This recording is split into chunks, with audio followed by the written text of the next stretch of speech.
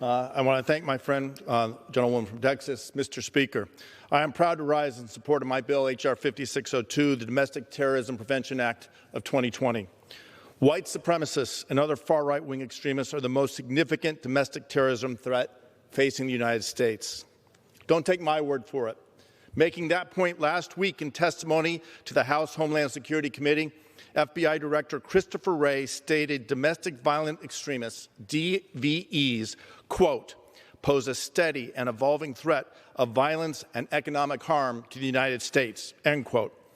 He notes in his next paragraph, quote, the top threat we face from domestic violent extremists stems from those we identify as racially and ethnically motivated extremists, RMVEs, end quote.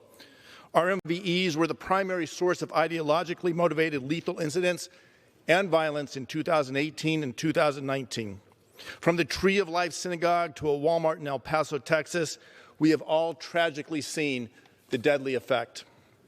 According to the Southern Poverty Law Center, the number of white nationalist groups rose by 55% since 2017.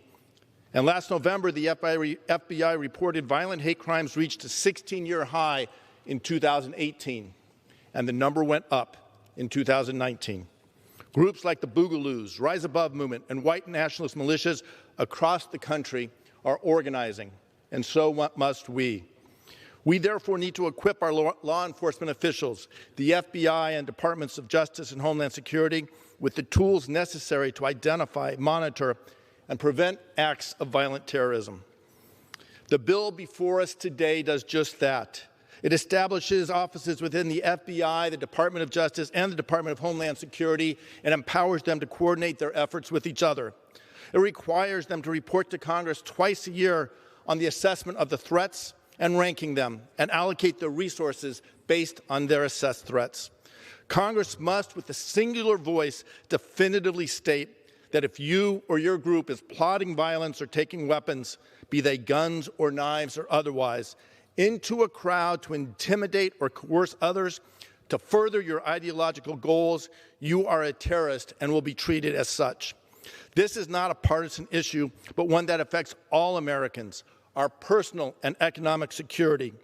This bill passed out of committee with bipartisan support, overwhelmingly 24-2.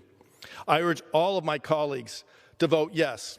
This bill will make a real difference. Again, I thank the Chairman and the Speaker for bringing my bill to the House today. I yield back the balance of my time. Chairman from Illinois yields back the balance of time. Gentlewoman